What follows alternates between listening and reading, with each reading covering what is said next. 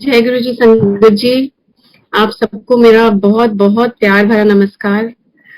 आज बहुत अ, खुशियों और नसीबों वाला दिन है कि गुरु जी ने मौका दिया एक बारी और सत्संग करने का, उनके गुणगान करने का और बताने का कि उनके बिना हमारी जिंदगी अभी तक कितनी अधूरी थी।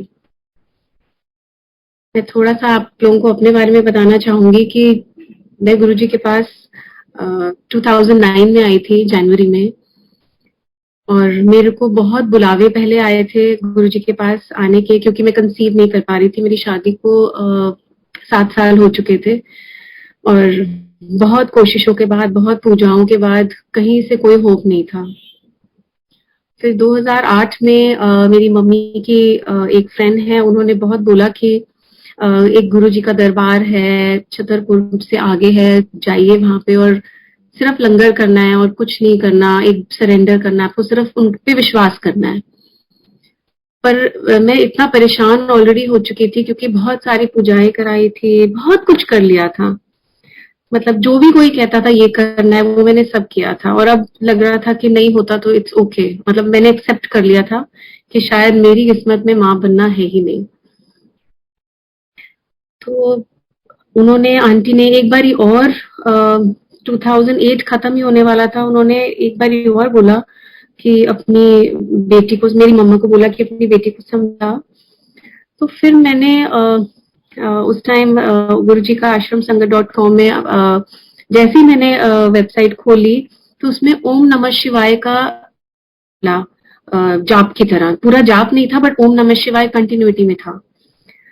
तो जब मैंने वो खोला तो ऐसे मुझे लगा कि मुझे कोई आवाज दे रहा है कि मुझे यहाँ पहुंचना है, जबकि मुझे बहुत वो था कि मैं यहाँ नहीं जाऊंगी और इतनी दूर कौन लेके जाएगा मुझे। और जब मैंने वो वेबसाइट खोली और मुझे इतना खिंचाव हुआ कि मुझे जाना है, तो फिर मैंने अपने अंकल को बोला कि हम चलते हैं। और संडे का दिन था और आप यकीन नहीं मानेंगे, मैंने जिस दिन मैं वहां गई, मतलब गुरुजी तो कहते हैं कि जन्मों जन्मों से हम उनके साथ जुड़े हुए हैं, पर मेरे लिए ये डेट बहुत बहुत इम्पोर्टेंट है। तो जब मैं गई, मैंने वहां जाके दरबार में सिर झुकाया तो मेरा मन ही नहीं करा कि मैं अपना सिर भी ऊपर उठाऊं। मुझे लगा कि यही एक दर था जो मैं ढूंढ रही थी या मेरी सोल ढूंढ रही थी कि मतलब मैं भूली गई, मैं वहां कुछ मांगने गई थी। मुझे नहीं पता था वहां मांगना है नहीं मांगना, पर जब मैं वहां मैंने सिर झुकाया मुझे लगा यही जगह है जहां मुझे आना था। शब्द वाणी, और मैं शिव जी को भी शुरू से बहुत मानती थी और गुरुद्वारे भी बहुत जाती थी। तो मुझे ऐसे लगा जो जो मेरे को चाहिए था वो सब कुछ यहाँ पे है। और मैं हर वीक आने लगी संडे को। और जब जब मैं आई हूँ मुझे कभी ऐसा लगा ही नहीं कि मैं वहां कुछ मांगने आई हूँ।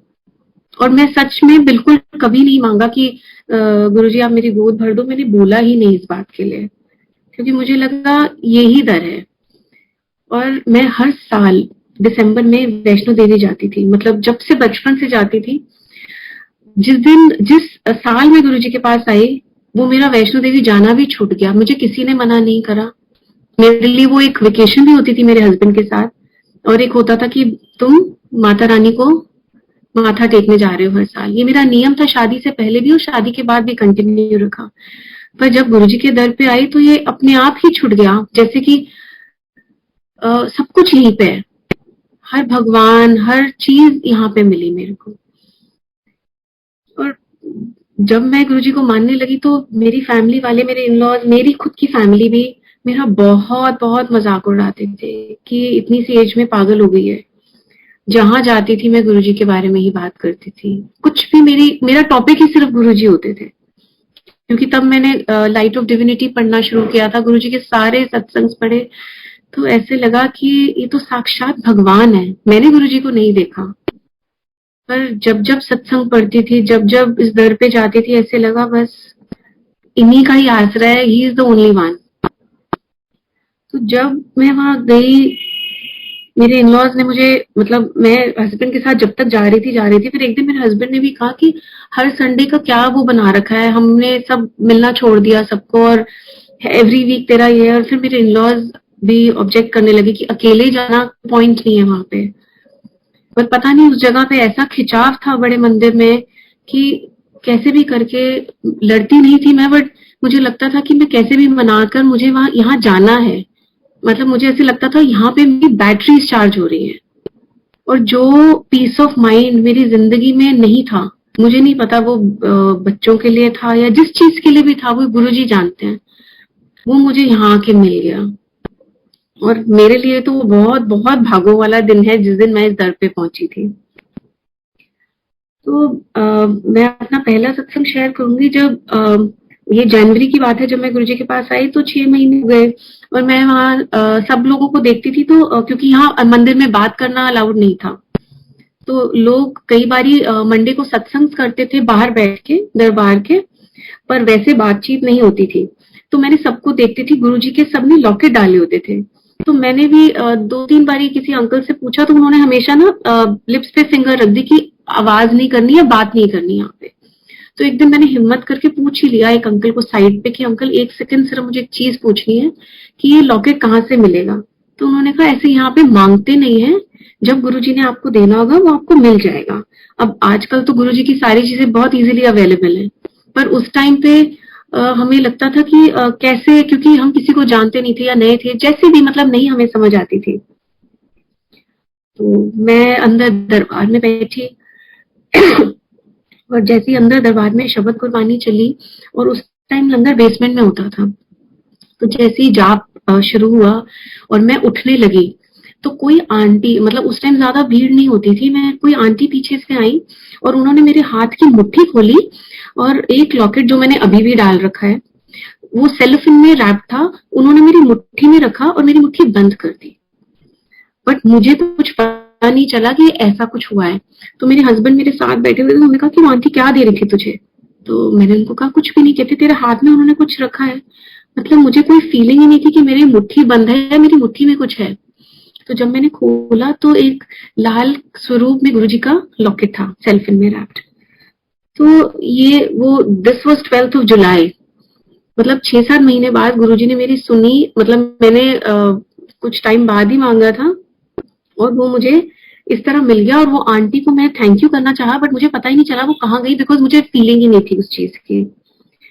और फिर गुरुजी ने मेरे को मंदिर में सेवा का मौका दिया, और एक्चुअली में मैं ऐसे, मुझे लगा कि मेरे पास सब कुछ है, मुझे अब किसी चीज की भी जरूरत नहीं है। और मैं मन ही मन गुरुजी को बोलने लगी कि गुरुजी, मैं, मुझे पता है मैं किस रीजन से आई थी, पर अब वो मेरा रीजन खत्म हो गया है। आपने मुझे लाइफ में जीना सिखा दिया। मतलब इतनी, मतलब जितनी भी एज मैंने उससे पहले जी थी, वो आई थिंक वो 0, वो बिल्कुल मतलब ना के बराबर जिया है। वो मुझे लग रहा था वेस्ट कर दी हमने पूरी जिंदगी, अगर गुरुजी के पास घर पे नहीं पहुंच पाए। खैर 3 साल बाद गुरुजी ने मेरी झोली भरी और मैं गुरुजी से मांगती थी, गुरुजी मुझे ऐसा बच्चा देना, जब भी दोगे या नहीं भी दोगे तो भी कोई बात नहीं, पर अगर दोगे तो ऐसा जीव देना जो मेरे को आपके पास, आपके दर पे आने से कोई रोकेगा नहीं। क्योंकि हम, यही होता है कि बच्चे हो जाएं तो तुम्हारी रिस्पॉन्सिबिलिटीज, हर चीज बढ़ जाती है। पर गुरुजी ने मेरी वो भी बात सुनी। अच्छा, और मैं ना जब भी मंदिर में दरबार में माथा टेकती थी ना, मैं हमेशा गुरुजी को ये बोलती थी कि सर्वत का भला करो, हर हर इंसान का भला करो। और हमेशा ये बोलती थी गुरुजी मेहर करना। तो जब मेरी बेटी हुई, तब मुझे पता नहीं चला कि उसका नाम एक्चुअली मैं मेहर ही रखा। गुरुजी ने दिसंबर में मुझे उससे ब्लेस करा। और जिस दिन मेरी बेटी हुई, मैं उसको मंदिर लेकर गई और मैंने गुरुजी से पूछा कि मुझे उसका क्या नाम रखना है। तो गुरुजी ने एक शब्द चलाया, जिथे मेहर तेरी उथे सदा खुशियां। तो इट वाज अ साइन, वो साइन था कि गुरुजी ने मुझे बोला कि उसका नाम मेहर रखना है। और मैं घर पे गई और मुझे समझ नहीं आया कि मैं क्या बोलूंगी घर पे, क्योंकि मेरे इन-लॉज भी गुरुद्वारे को मानते हैं और वो उसमें नाम रखवाते हैं, अक्षर लेते हैं और ऐसे कुछ होता है। तो मैं बहुत घबरा गई थी कि ये तो गुरुजी की देन है, तो मैं कैसे वो करूंगी, कि कैसे बोलूंगी कि गुरुजी ने कहा है मेहर रखना। मैं घर गई और मैंने जब माथा टिकाया, उसको पहले बंगला साहब लेके गए, फिर हम बड़े मंदिर आए। और जब घर पहुंचे तो मैंने उनसे बात करी कि ऐसे गुरुजी का आदेश है कि मेहर रखना, या टेलीपैथिकली उन्होंने मुझे बोला है। और सीरियसली मेरे घर में किसी ने कोई ऑब्जेक्शन नहीं दी। उन्होंने सबने यही कहा कि अगर गुरुजी ने कहा है और इसका नाम मेहर है तो इट्स एनीवेज ब्लेसिंग। और 10 साल बाद हमारे घर में एक कहते हैं ना रोशनी है, तो हमें उनको ठीक लगा कि नाम मेहर है।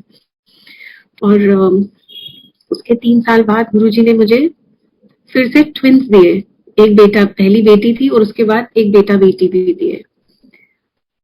तो इसका भी एक बहुत बड़ा सत्संग है मेरी लाइफ में। जब मेरे को न्यूज मिली कि ट्विंस हैं, तब मेरे घर वालों को थोड़ा सा लगा कि एक ऑलरेडी बच्चा है पहले, और 2 बच्चे और कैसे पाल लूंगे, मेरी एज भी कम नहीं थी। तो उनको यही लगा कि एक बारी और सोच लो।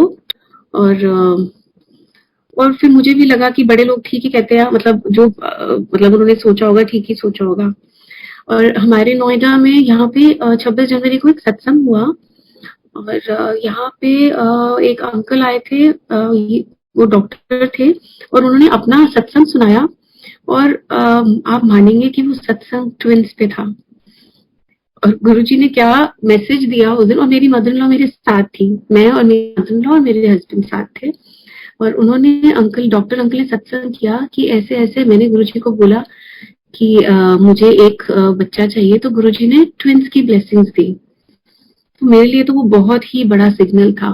फिर तब तक तो मैं गुरुजी में इतनी लीन हो चुकी थी कि मुझे किसी की भी बात का कोई असर नहीं पड़ता था। और अब तब तक मेरे घर वाले भी सब गुरुजी को, पूरा बिलीफ सिस्टम हमारे घर का बदल गया था।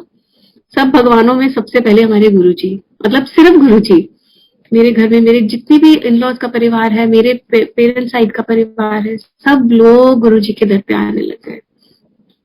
तो ऐसे गुरुजी ने मुझे ब्लेसिंग्स दी ट्विंस की भी। और कैसे उनका नाम रखा मैं वो भी बताऊंगी। मैं दरबार में बैठी हुई थी, मैं और मेरे अंकल। तो मैंने गुरुजी, जब हमको पता चल गया था ट्विंस हैं, डॉक्टर्स तो डिस्क्लोज नहीं करते क्या है और क्या नहीं है, तो मैंने गुरुजी से पूछा, गुरुजी इस बार ही ना आप पहले ही नाम बता देना कि मैंने अपने बच्चों का क्या नाम रखना है, क्योंकि मुझे मालूम नहीं था बेटा होगा बेटी होगी या जो भी होगा। तो मैंने अपनी आंखें बंद की हुई थी, और बाय चांस की बात है मेरे अंकल और मैं दरबार में ही हम शब्द चल रहे थे, और हम थोड़ी दूर दूर बैठे हुए थे। तो मैंने गुरुजी से टेलीपैथिकली पूछा मन ही मन, तो वो आया, चारों पासे छाई जंदा साडे गुरुजी दा नूर। तो मुझे समझ आ गई कि एक तो मेरी बेटी ही है उसमें, ट्विंस में, तो उसका नाम नूर ही होगा।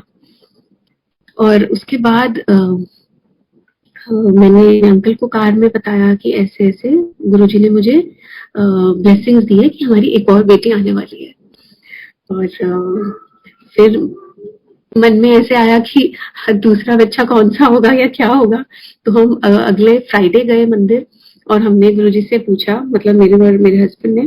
तो हमें कुछ जैसे कोई वो गुरुजी ने कोई सिग्नल नहीं दिया या कोई वो नहीं हुआ। और उस टाइम शब्द चला, अव्वल अल्लाह नूर उपाया कुदरत दे सब बंदे।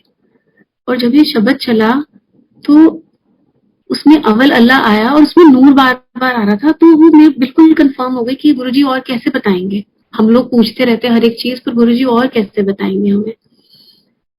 तो अच्छा, जो हमें मेरे को मंदिर में जिन्होंने मेरे को जिनके थ्रू मैं मंदिर आई थी, डेफिनेटली गुरुजी की ब्लेसिंग से ही आई थी, पर जिनके जो मीडियम बने थे मेरे को लाने वाले, उनके बेटे का नाम नील था।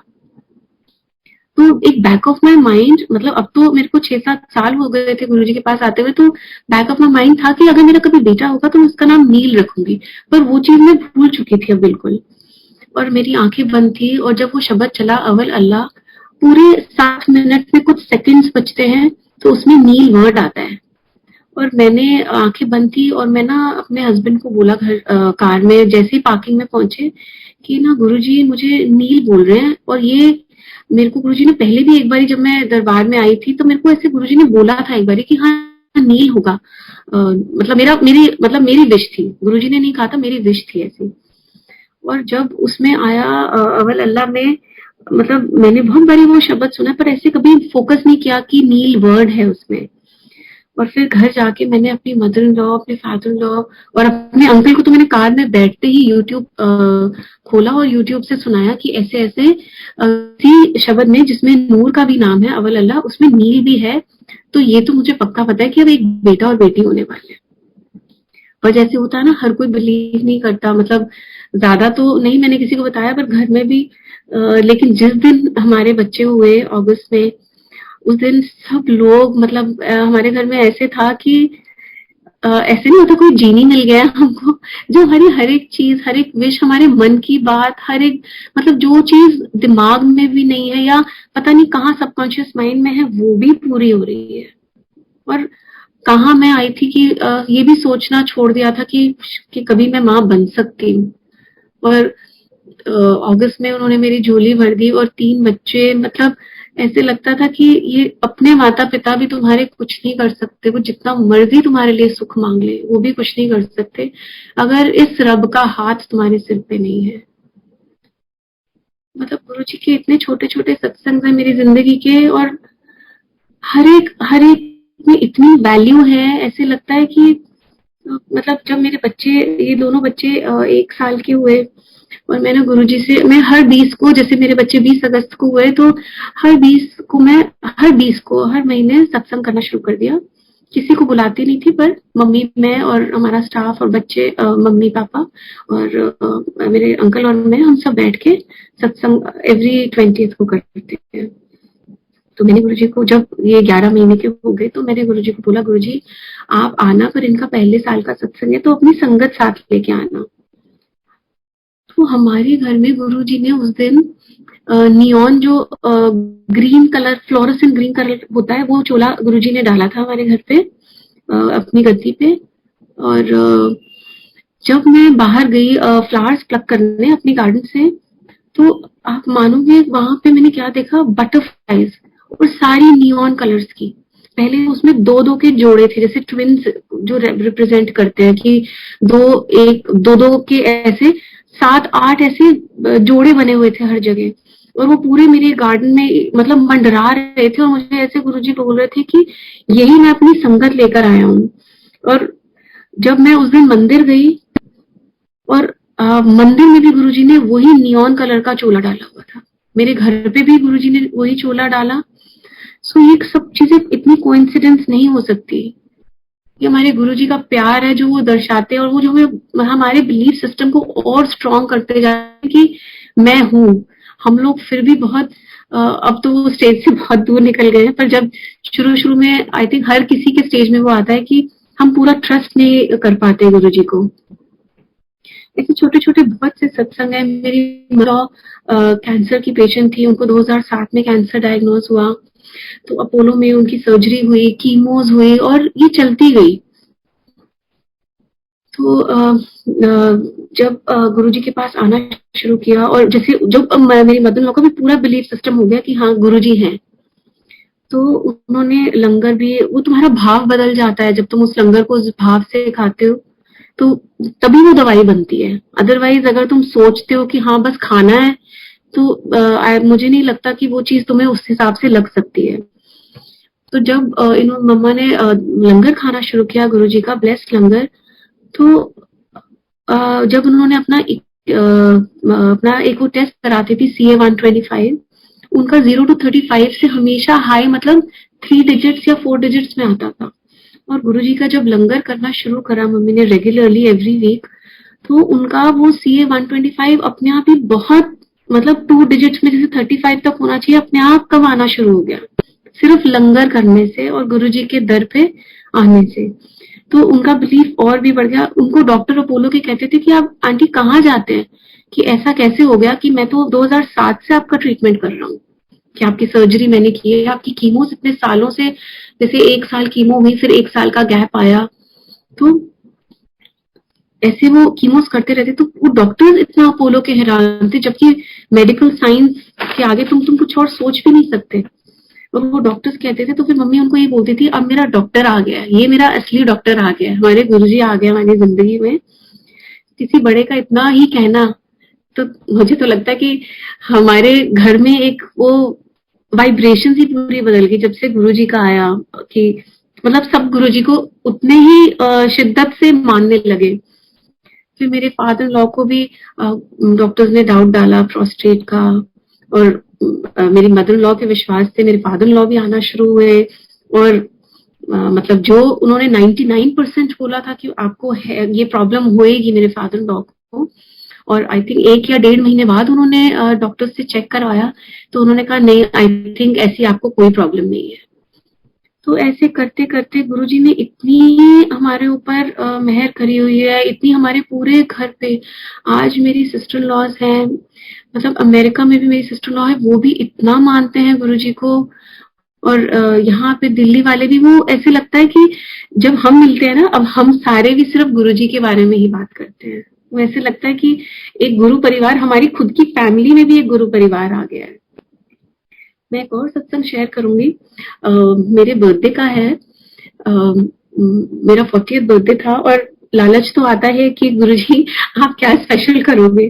तो मैंने गुरुजी को बोलने लगी, गुरुजी मेरा 40th बर्थडे है और मुझे कुछ स्पेशल चाहिए। और मैंने अपने अंकल को भी कार में जाते हुए बोला कि आज ना गुरुजी कुछ स्पेशल करेंगे। और जैसे मैंने बहुत कॉन्फिडेंस से अपने अंकल को बोला, तो जब मैं गई तो कोई मेरे को एक्स्ट्रा चाय प्रसाद नहीं मिला, या कहीं मैं आगे दरबार में बिल्कुल आगे आगे नहीं बैठी। ये सारी हमारी सोचें हैं। गुरुजी के लिए तो सब कुछ सब एक बराबर है। जो मंदिर को दूर से देख भी लेता है तो वो भी ब्लेस हो जाता है। ये हम इंसानों की वो होती है ना, कि हम सिर्फ यही इन चीजों में ढूंढते रहते हैं कि गुरुजी हमारे साथ क्या स्पेशल कर रहे हैं। ये हमारी कमियां हैं, पर आई वुड मतलब मैं फिर भी आपसे शेयर करना चाहूंगी।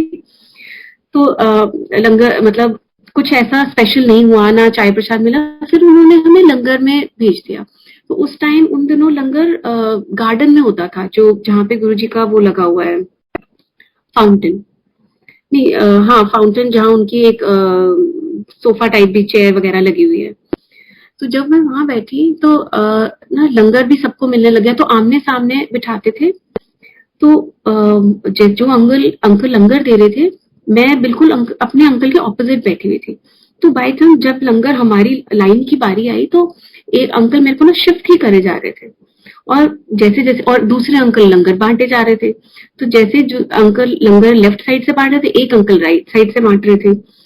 और चांस की बात है, ऐसा वो आ गया कि मैं अकेली बच गई बीच में।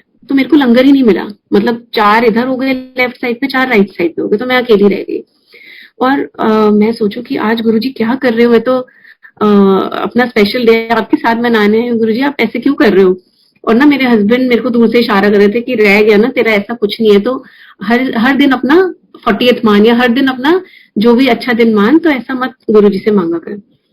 और दूर से एक अंकल आते हैं और मेरे हाथ में एक थाली देते हैं कि ये आपका स्पेशल लंगर है। तो सब 4-4 उसमें कर रहे हैं लंगर, और मेरे को अकेले में लंगर कराया। तो मैं सिर्फ ये बता रही हूँ कि हमारे मन की कितनी सोचें हैं जो हम गुरुजी से पूरी करवाना चाहते हैं, जिनका कोई इतना इम्पोर्टेंस नहीं है, पर फिर भी वो मालिक हमको इतना स्पेशल फील कराते हैं कि हम मांग लेते हैं। जबकि गुरुजी के दर में हमेशा कहा गया है कि मांगो नहीं, सिर्फ मानो।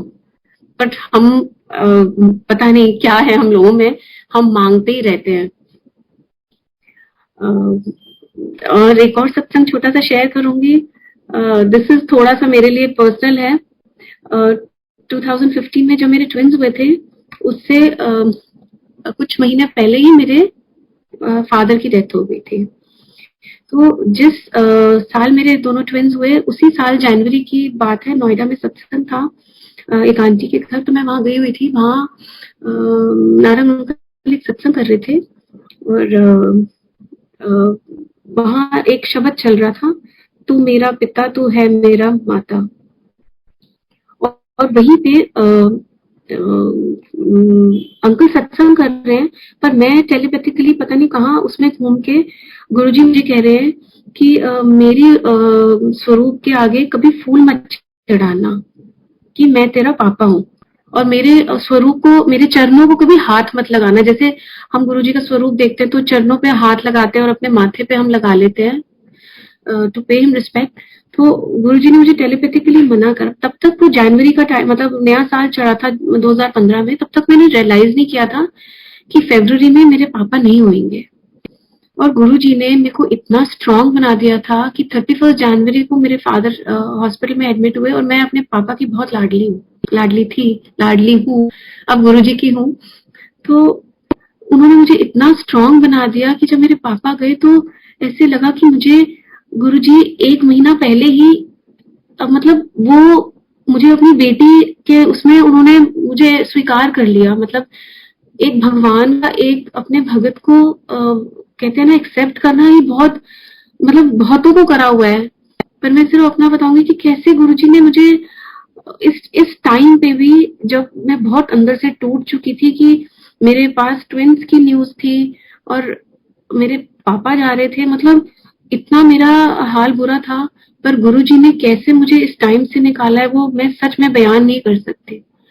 मतलब आज मैं शेयर भी इसीलिए कर पाती हूँ कि ये गुरुजी है, ये दर है जिससे मुझे स्ट्रेंथ मिलती है, और यहाँ ऐसी शक्ति है जो तुम्हें कभी अकेला महसूस ही नहीं होने देती। मुझे ऐसा लगता है हमारे सर पे गुरुजी है हमेशा। हम जब पैदा होते हैं तो हमें लगता है ना हमारी माँ ही सब कुछ है और माँ के जैसा कोई नहीं हो सकता। मुझे तो ऐसे लगता है गुरुजी के जैसा कोई नहीं हो सकता, मतलब कोई हुआ ही नहीं है गुरुजी के। मतलब जितनी भी हमारी एज है मुझे लगता है जिया ही नहीं हमने जब तक गुरुजी के दर पे नहीं आए थे। और अब ऐसा है कि बस गुरुजी के दर के अलावा कुछ सोचता ही नहीं है। एक और छोटा सा सत्संग शेयर करूंगी। ये 4 साल पुरानी बात है। हम ट्रैवल कर रहे थे, हम किसी स्टेशन पे थे रूम की, और वेट कर रहे थे। हमारा लगेज सारा हमारे हाथ था और एक और कपल, वो भी गुरुजी की संगत ही है, हमारे साथ थे। तो इतने में ना एक अंकल हमारे सामने बैठे हुए थे, अपने सूटकेस के ऊपर बैठे हुए थे, और वो बहुत साउथ इंडियन थे, वो बहुत परेशान लग रहे थे। तो जैसे हम लोगों की आदत है कि हम किसी इंडियन को देखते हैं बाहर देश में तो हमें लगता है कि हम नमस्ते या हेलो या जो भी कर लें उनको। तो मैं और मेरे अंकल ने उनको पूछा कि अंकल सब ठीक है, आप ऐसे?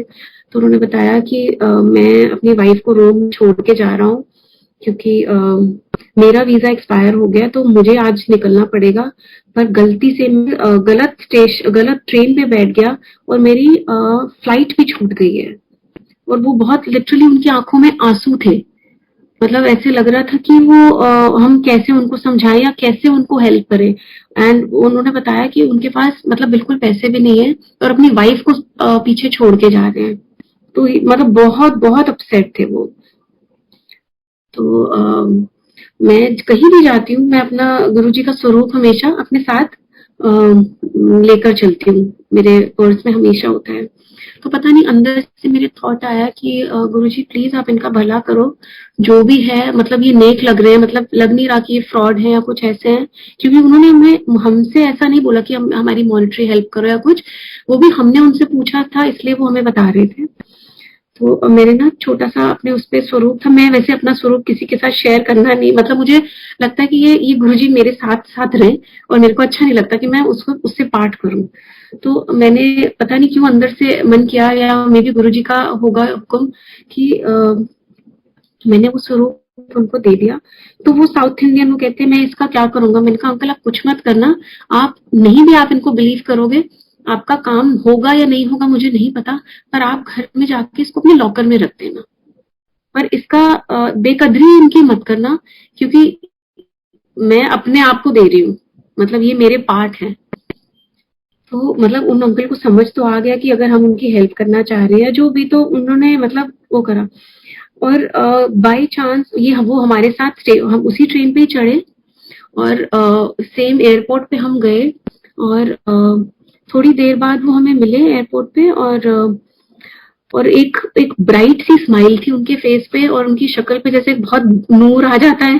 तो वो आए और कहते हैं कि मैं आपका कैसे थैंक यू करूं, मेरे को यहाँ पे एयरपोर्ट पे उन्होंने मेरी पूरी मतलब कहानी, सारा स्टोरी उनकी सुनी कि क्या क्या उनके साथ हो, नहीं तो बाहर देश में कौन बिलीव करता है ऐसी चीजों को। तो उन्होंने कहते कि सारा हमारी मेरी बात सुनी और मेरे को टिकट इशू कर दी विदाउट एनी एक्स्ट्रा चार्जेस, कि मतलब जैसे उन्होंने बताया कि फ्लाइट मिस हो गई है और इन्हीं की गलती से हुई, तो कोई वो नहीं करता कॉम्पेंसेट, पर उन्होंने करी।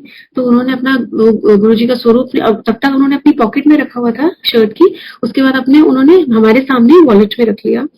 और वो मतलब मैं बात करते करते मुझे ऐसे लग रहा है, मुझे उनकी उन अंकल की शक्ल याद आ रही है कि किस तरह उनपे कि गुरुजी का वो था कि कहाँ गुरुजी ने कैसे किसी को कौन से पराये देश में जाके ब्लेसिंग्स देनी है, कैसे किसी का काम पूरा करना है।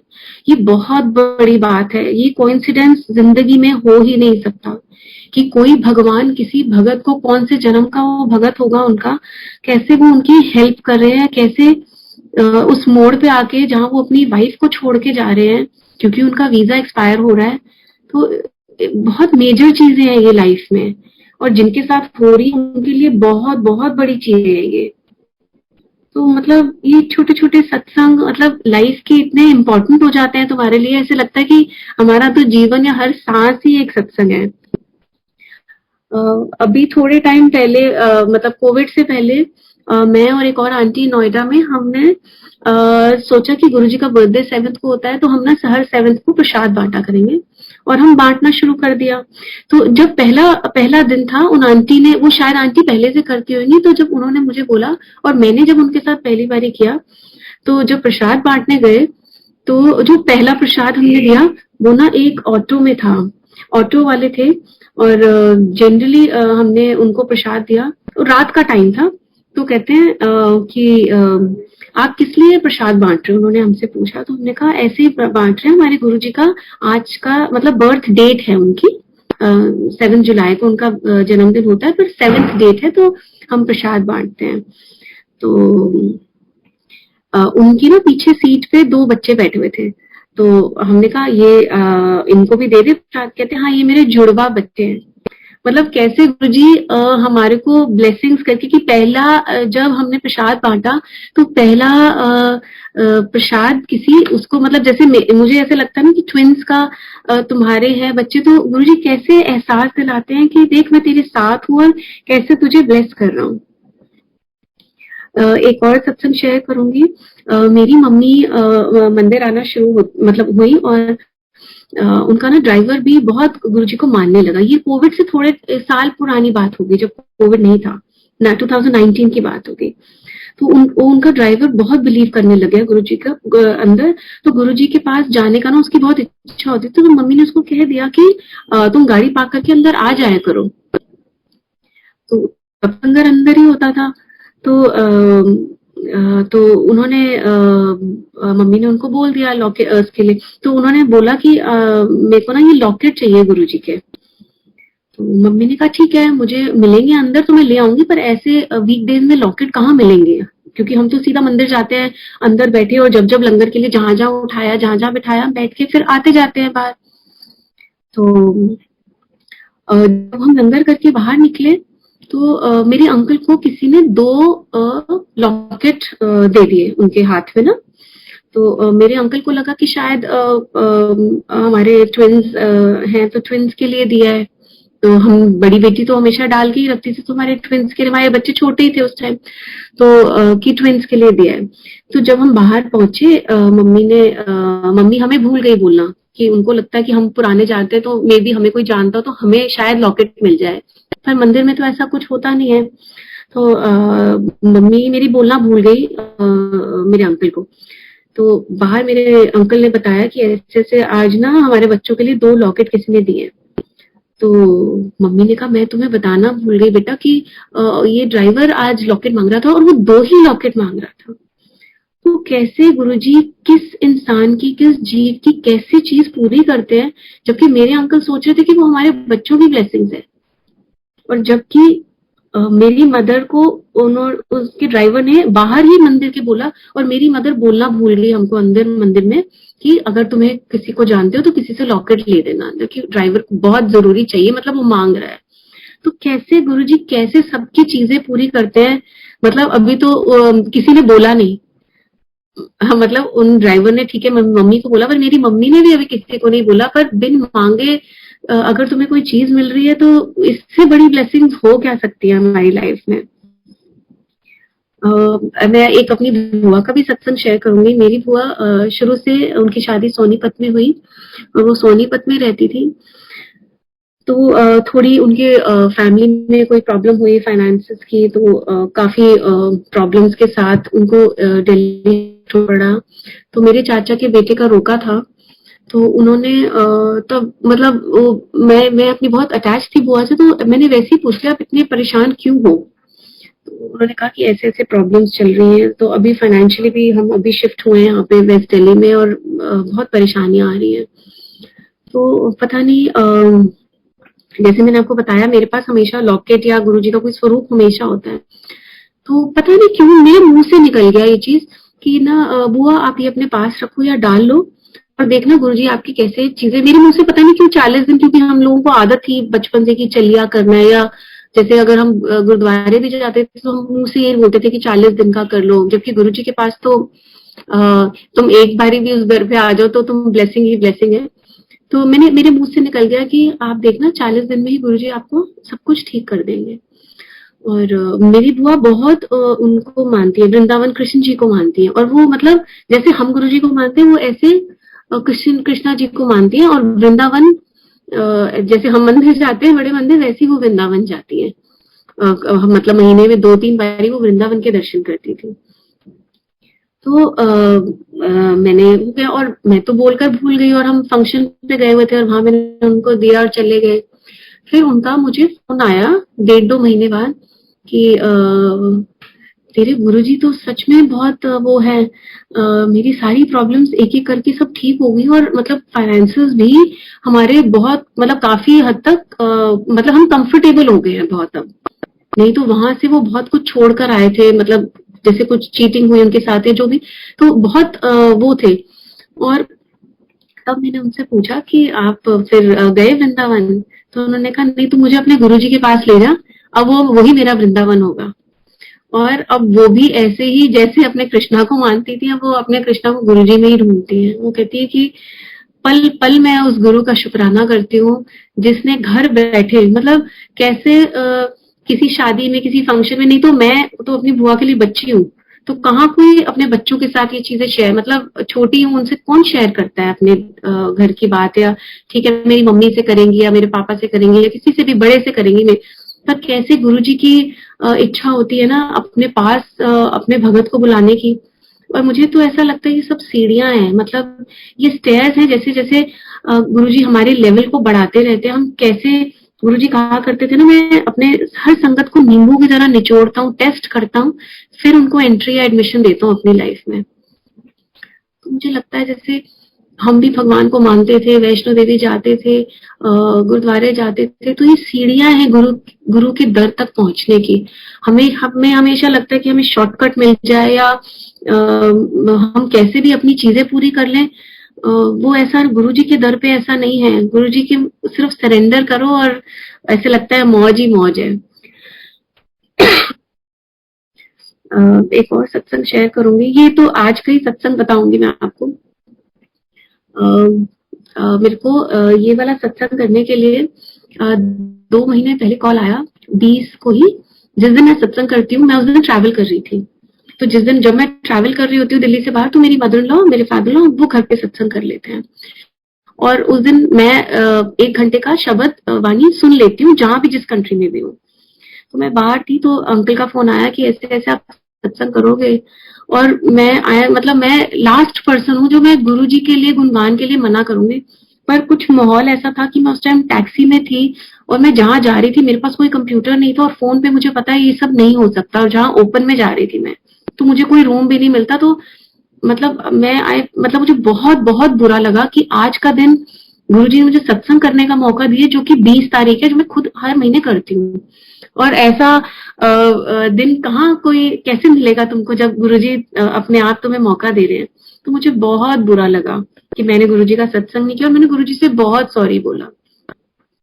और फिर मैंने अंकल से ये भी रिक्वेस्ट करी कि अंकल प्लीज मुझे ना जल्दी से मौका दे देना, मैं 1 हफ्ते में घर पहुंच जाऊंगी, मैं 25 को घर पहुंच जाऊंगी। तो खैर मुझे अंकल का फोन नहीं आया, और मैं ना अपने मन में बोलने लगी कि गुरुजी मुझे पता है मुझसे बहुत बड़ी गलती हो गई कि मैंने आपको इम्पोर्टेंट, मतलब मैं अपने अंकल के साथ ही, अपने तीनों बच्चों के साथ ही, और मैं वापस भी नहीं जा सकती थी मैं जहाँ पे थी। तो मतलब वो मेरे हाथ में नहीं था कि मैं वो कर सकती थी। तो अभी कुछ दिन पहले मैंने अब ट्रैवल करना है, 30 तारीख को, 30 मई को। तो मैं अपने मन ही मन ना गुरुजी को अपने घर में ही बैठ के बोल रही थी कि गुरुजी, मुझे पता है आपने मेरे को एक तरह से पनिश करा है कि आपने ना 20 मतलब 20 मार्च को मैंने मौका वो अपना गवा दिया, आपने 20 अप्रैल को भी नहीं करवाया, और अब 20 मई भी आने वाली है, आपने नहीं कराया। और जब मुझे मैसेज आया, मैं कहीं बाहर थी और मतलब मेरे अंकल थोड़ी दूर खड़े थे और मुझे कहते तू क्यों हंस रही है? मैंने कहा पता नहीं मैं क्यों इतना गुरुजी पे डाउट करने लग गई हूँ। नहीं, डाउट नहीं करती, पर जैसे नहीं होता, तुम कहते हो कि गुरुजी, और मैंने गुरुजी को बोला था कि गुरुजी मैं देखती हूँ मेरे जाने से पहले आप सत्संग कराते हो कि नहीं। और जब कॉल आया तो मुझे लगा ये जानी जान है, और कौन कर सकता है। मतलब आप सोचिए, आपकी लाइफ में, आपके माइंड में कोई चीज है, जबकि मैंने अपने अंकल को नहीं बताई थी बात, सिर्फ गुरुजी और मेरे बीच में थी ये बात। और जब आज वो आया, ये मौका मिला, मुझे तो आज का भी दिन बहुत बहुत बहुत ऐसे लग रहा है कि इट्स फुल ऑफ ब्लेसिंग्स, कि कैसे ये एनर्जीज वो हमको दे रहे हैं, अपने दर पे बुला रहे हैं। गुरुजी कहा करते थे मेरे जाने के बाद इतनी लाइनें लगेंगी, और आज का वो दिन है कि इस दर में लिटरली दर्शन करने के लिए, मतलब ऐसे लगता है कि गुरुजी कैसे बुलाए, कैसे बुला रहे हो आप, कि एक सेकंड के लिए अब तो सिर्फ आगे आगे चलते, जैसे वैष्णो देवी में पिंडियों के दर्शन कराते हैं ना, कि आगे चलो आगे चलो, अब ये भी ऐसे ही होने लग गया है यहाँ पे। तो अब थोड़ा सा वो लगता है कि गुरुजी आपने वो अच्छा टाइम था जब आपने अपने दर्शन ऐसे हमें कराए कि वैसे लगता था कि हम बहुत वीआईपीज हो गए, कि गुरुजी के दर में हम आराम से बैठे हुए हैं। और अब लगता है कि गुरुजी एक एक नजर भी आपसे, अगर जैसे कुछ बोलना चाहे पर सब कहते हैं चलो आगे चलो, मतलब रश भी इतना होता है, वो भी क्या करें, बट इस दर की इतनी वो है कि अगर हम गुरुजी की रजा में राजी रहे तो क्या नहीं मिल सकता। मतलब ये मटीरियलिस्टिक चीजें तो आई थिंक जीरो है गुरुजी के आगे। और गुरुजी जीने के मायने हमें हर पल हर सेकंड सिखाते रहते हैं। मतलब हमारे घर में भी जब भी सत्संग हुआ है, कितने लोग, कितनी नई संगत आती है, मुझे कई बार ऐसे सोच के लगता है कि गुरुजी कैसे किसी को बुलाते हैं। हमने पीछे सब सत्संग किया तो मेरे अंकल का बर्थडे था, उन्होंने बोला कि इस बार ना हम नई संगत को बुलाते हैं, यूजुअली हम सत्संग करते ही नहीं है घर पे, सिर्फ हम लोग घर के मेंबर्स ही बैठते हैं। तो उन्होंने कहा आस पड़ोस के लोगों को बुलाते हैं। और मतलब 4-5 कपल्स को हमने सोचा जो हमारी एज के थे, यंग लोग थे। तो जिनको उनमें से किसी एक कपल था जिसका आना पॉसिबल नहीं था, उन्होंने मुझे मना कर दिया था। और वो बिलीव नहीं करते, वो आई थिंक राधा स्वामी किसी को ही बिलीव करते हैं। और आप सोचो, गुरुजी ने उनको, वो बाई चांस आ गए सत्संग पे, मेरे अंकल के बर्थडे पे। और हम 10-15 लोग ही थे। वो आए और वो ऐसा गुरुजी के साथ जुड़ गए, मतलब जिन्होंने मुझे कहा था मैं गुरुजी के पास, मतलब मैं सत्संग पे नहीं आ सकता, मेरी कहीं कमिटमेंट है, दोनों हस्बैंड वाइफ ने बोला। तो कैसे गुरुजी, और आज की डेट में वो, मतलब मैं देखती हूँ लोग अब घबराते हैं बड़े मंदिर में, जैसे बड़ा फंक्शन होता है तो ना घबराहट होनी शुरू हो जाती है, कैसे पहुंचेंगे कैसे पहुंचेंगे। और अब मैं उनको देख रही थी, वो अंकल आंटी वहां पे बड़े मंदिर में विसाखी पे भी अपने पूरे परिवार को, अपने इन-लॉज को, अपने बच्चों को लेके आए हुए और लंगर कर रहे। मतलब मन को इतनी तसल्ली मिलती है कि गुरुजी आप कैसे जोड़ते हो सबको, मतलब कैसे अपनी आप ढूंढते हो अपनी संगत को, और कैसे उनके पास पहुंचते हो। हमें लगता है ना कि हम गुरुजी के पास पहुंचते हैं, मुझे ऐसा लगता है नहीं, गुरुजी घर घर आके लोगों को ब्लेस कर रहे हैं, और कैसे वो खींच कर लेकर जा रहे हैं अपने साथ कि आओ। मतलब ये दर तो ऐसा है कि जहाँ ना एक रुपया, ना कुछ करने की जरूरत, सिर्फ अपना सिर झुकाना है और अपना दिमाग खाली करके आना है। और आज मेरे बच्चे भी हैं, तीनों बच्चे, मुझे तो लगता है गुरुजी के दिए बच्चे पूरी फुल ब्लेसिंग्स के वो है। आज मेरे बच्चे, हम बोलते हैं कि हमने मंदिर जाना है, मतलब वीकडे में जैसे हम जाते हैं हर हफ्ते, तो मेरे बच्चों को होता है, चाहे उनका स्कूल होता है अगले दिन, मैं हमेशा मना करती हूँ उनको कि तुम नहीं जा सकते, और बच्चे ज्यादा अलाउड भी नहीं है, पर मेरे बच्चों को इतनी वो होती है कि नहीं हम भी जाएंगे गुरुजी के पास। तो कैसे ये सोल्स है। मेरे को बातों में एक और सत्संग ध्यान आया, जब मैं अपने ट्विंस को माथा टिकाने लगी थी, तब हम गुरुद्वारे नहीं गए थे, हम सीधा बड़े मंदिर आए थे, क्योंकि तब तक मेरे घर वाले बिल्कुल ही गुरुजी की तरफ इंक्लाइंड हो गए थे। तो जब मैं अपने छोटे बच्चों को हॉस्पिटल से सीधा बड़े मंदिर ले गई थी, संडे का दिन था, और बाहर एक ना लंबे से अंकल खड़े थे, तो मैंने कहा तो उन्होंने खुद ही बोला, मैं एक मिठाई का डब्बा भी ले गई थी, तो मुझे लगा अंदर तो जाने नहीं देंगे क्योंकि 6 बजे मंदिर खुलता था। तो मैं आई थिंक 5:30 पहुंची थी, तो या 5 पहुंची थी, तो उन्होंने कहा कि अंदर एंटर नहीं कर सकते। और मैं उससे गई भी नहीं थी क्योंकि बच्चे मेरे 3 दिन के ही थे, तो मैं उससे गई भी नहीं थी कि अंदर जाऊंगी। बस मुझे ये था कि जिस दर से ये बच्चे आए हैं, मैं उस दर पे सबसे पहले उनको लेकर जाऊं, कि फिजिकल फॉर्म में बच्चों को मैं गुरु जी का सबसे पहले माथा टिकवाऊं। तो जब मैं गई वहां पे बाहर, तो मैंने मिठाई प्रसाद उनको दिया, मिठाई दी, तो उन अंकल ने ली, तो उन्होंने कहा आप अंदर नहीं जा सकते। मैंने कहा ठीक है। मैंने कहा मैं सिर्फ गेट तक सिर्फ माथा टेक लूं, क्योंकि बच्चे दो, एक बच्चा मेरे हाथ में था, एक मेरे अंकल के पास था, तो मैं झुक भी नहीं सकती थी, तो मैंने सिर्फ सिर झुका लिया। तो वहां अंकल कोई 2-3 अंकल थे और वो कारपेट झाड़ रहे थे। तो जब मैं माथा टेका, क्योंकि मैं झुक नहीं सकती थी, तो मैंने ऐसे अपना सिर झुकाया, तो वो अंकल कहते हैं कि आंटी आपने अंदर माथा टिकाना है तो अंदर माथा टिका लो। सेवादार ही थे शायद वो कोई। तो जबकि बाहर एक अंकल खड़े थे, उन्होंने सीधा क्लियर बोल दिया था कि आप अंदर नहीं जा सकते क्योंकि मंदिर का ये टाइम नहीं है। तो मैं बहुत खुश हो गई। तो जबकि मेरी खुशी का तो खैर, मैं तो हमेशा से गुरुजी जब भी कुछ करते हैं तो खुश रहती हूँ, पर ऐसे लगता है कि कैसे गुरुजी अपनी जो सोल्स भेजते हैं, कैसे उनका वेलकम भी करते हैं। मैं अंदर गई, तो अंकल ने कहा कि ये समाधि के अंदर नहीं जाना, समाधि बंद है, तो ये अंदर नहीं जा सकते आप यहाँ से माथा टेक लो।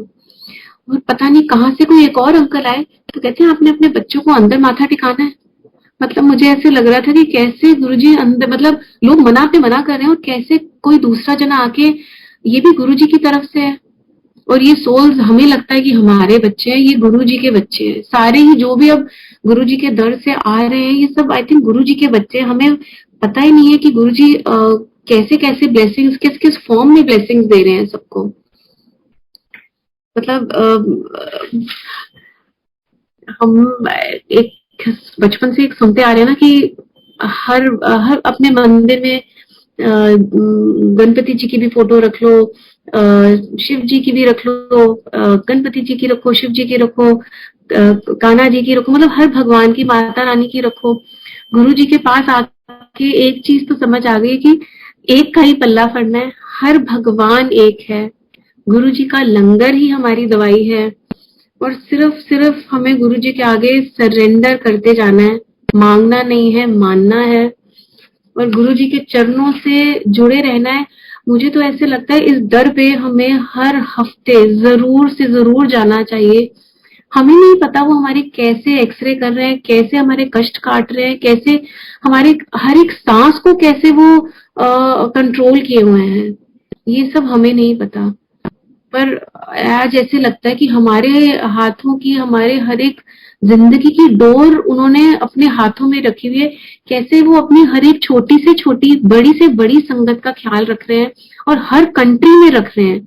आज हर कंट्री में गुरुजी का सत्संग हो रहा है, हर स्टेट में गुरुजी का सत्संग हो रहा है, उनका गुणगान हो रहा है।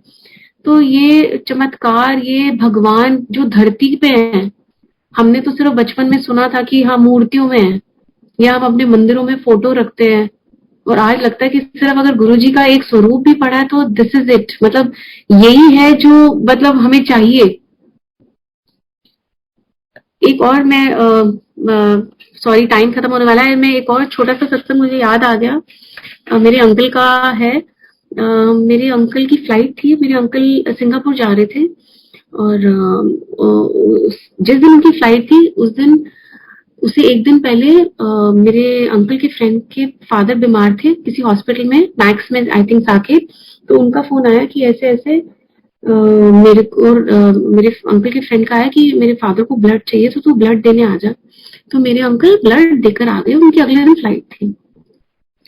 तो बाई चांस जिस दिन उन्होंने फ्लाई करना था, अगले दिन उनको फोन आता है उसी हॉस्पिटल से कि आप मतलब बहुत अर्जेंट है, इम्पोर्टेंट है, आप अभी आके मिल लो। तो मेरे अंकल ने बताया कि ऐसे ऐसे मैं तो फ्लाइट चल रहा हूँ, आप मुझे बता दीजिए फोन पे क्या है। तो कहते हैं हम बता नहीं सकते, आपको आना पड़ेगा। तो वो आए और मतलब वो गए हॉस्पिटल, और मेरे अंकल ने हम मेरे से शेयर नहीं करा, हमें तो बोलकर गए कि एयरपोर्ट जा रहे हैं, सिंगापुर जा रहे हैं, तो बात वहीं खत्म हो गई कि जा रहे हैं। तो मेरे अंकल समाउ हॉस्पिटल वहां गए और आके चले गए। और मेरे उस टाइम मेरे ट्विन्स नहीं हुए थे, तो मेरे अंकल ने वहां सिंगापुर जाके रोज मेरी बड़ी बेटी से ना फेस टाइम करे, जबकि ऐसा नहीं है कि बिजनेस पे गए हों और ऐसे सारा टाइम फेस टाइम कर रहे हो या बात कर रहे हो। तो मुझे लगा कि कुछ कोई प्रॉब्लम है, तो पर उन्होंने मेरे से शेयर नहीं करा। और 2 दिन बाद जब वो वापस आए, मतलब मुझे लग रहा था कि जैसे किसी की रोने वाली शक्ल होती है या कुछ मन में इतना भर जाता है। तो जब घर आए, तो घर आते ही वो इतना रोए मेरे अंकल, और मैं घबरा गई कि ऐसा क्या हो गया है कि ठीक-ठाक भेजा था। तो उन्होंने मेरे को बताया कि ऐसे-ऐसे मेरे को जिस दिन मैं जा रहा था मेरे को हॉस्पिटल से कॉल आया और मुझे बताया कि ऐसे मेरे ब्लड में प्रॉब्लम है। और मेरे अंकल ने शेयर किया कि मेरे तो जुड़वा बच्चे होने वाले हैं, तो उन्होंने कहा कि वो आपको अभी के अभी मतलब वो करना पड़ेगा, अबॉर्ट करना पड़ेगा, और अपनी आंटी का भी पूरा चेकअप आपको कराना पड़ेगा कि आपके ब्लड में कोई सीरियस प्रॉब्लम है। और हम बहुत घबरा गए, मतलब क्योंकि हम गुरुजी की देन, मतलब सब कुछ, और एक आसरा ही गुरुजी हैं, मतलब जब से गुरुजी के दर पे आए हैं।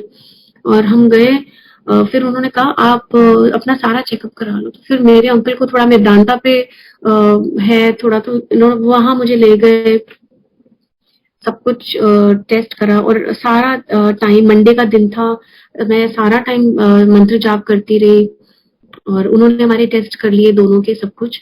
और फिर हम आए और सीधा मंडे का दिन था, हम बड़े मंदिर गए, चाय प्रसाद लिया, लंगर प्रसाद लिया, और हम घर आ गए। और फिर मतलब घबराहट तो मन में थी, क्योंकि रिपोर्ट कहाँ से बदल जाएगी ना, जब कोई हॉस्पिटल मैक्स आके, कोई छोटा हॉस्पिटल नहीं है कि वो तुम्हें गलत रिपोर्ट देगा। तो हम गुरुजी का लंगर प्रसाद किया, मेरे अंकल ने भी किया। तो उसके बाद हमने उनको मंडे शाम को हमारी रिपोर्ट्स आनी थी, ये मंडे अर्ली मॉर्निंग की बात है। तो मंडे शाम को जब हम घर में बैठे हुए थे और बहुत घबराए हुए थे, क्योंकि हमने अपने घर में ये बात नहीं डिस्क्लोज करी थी, मेरे इन-लॉज को कुछ भी नहीं पता था, क्योंकि वो वैसे ही ओल्ड हैं, और हमें लगता था कि अभी हम ही इसको नहीं एब्जॉर्ब कर पा रहे, तो वो बेचारे क्या करेंगे सुन के, या क्या उन पे बीतेगी ये चीज। तो उनका वहां से डॉक्टर का फोन आया, तो उन्होंने कहा अंकल आपके या आपकी वाइफ के रिपोर्ट्स में कोई प्रॉब्लम नहीं है, यू आर परफेक्टली फिट, आपको कोई ऐसी एक्शन करने लेने की जरूरत नहीं है अपनी वाइफ के या अपने बच्चों के साथ, आप मतलब नॉर्मल, यू ऑल नॉर्मल। और मतलब हम इतना रोए, घर बैठ के इतना रोए, मतलब अभी भी मेरी आंखों में आंसू आ गए। हम नीचे गए, अपने मेरे इन-लॉज के पास गए, और हमने शेयर किया इस सब कि कैसे उन्होंने, अभी जो जीव हमारी जिंदगी में आए भी नहीं है, उनको ब्लेसिंग दी, मेरे अंकल को ब्लेसिंग दी, मुझे ब्लेसिंग दी। और डेफिनेटली मेरे अंकल एक अकेले, मतलब इज द ओनली सन, तो कैसे मतलब उन्होंने हम सबको एक नया जीवन, मतलब एक एक जने को हमारे घर में उन्होंने जीवन दिया है। मैं जितना भी शुक्राना करूं इस मालिक का, अपने पापा का, वो कम है। Thank you, thank you, thank you गुरु जी। और सबसे मेरी यही प्रार्थना रहेगी, गुरु जी को बिना सोचे समझे उन पे विश्वास करो, उनको अपना मान लो बस, और उनसे ऐसे बात करो जैसे इनके सिवा हमारा कोई है ही नहीं। और हमारे लिए, मैं सच बता रही हूँ, माँ बाप भी इतना नहीं कर सकते जितना हमारे सोच की भी बातें पूरी कर लेते हैं, और वही करते हैं जो हमारे लिए अच्छी होती है। थैंक यू गुरु जी। कोई गलती भूल चूक मुझसे आज हुई हो तो प्लीज गुरुजी मुझे माफ कर देना, और आई एम वेरी सॉरी जो मैंने डाउट नहीं करा, पर आपसे मांगा कि मेरे जाने से पहले आप मेरे से सत्संग करा लो, और आपने करवाया, मेरी ये भी विश पूरी करी। Thank you Guruji, thank you so much.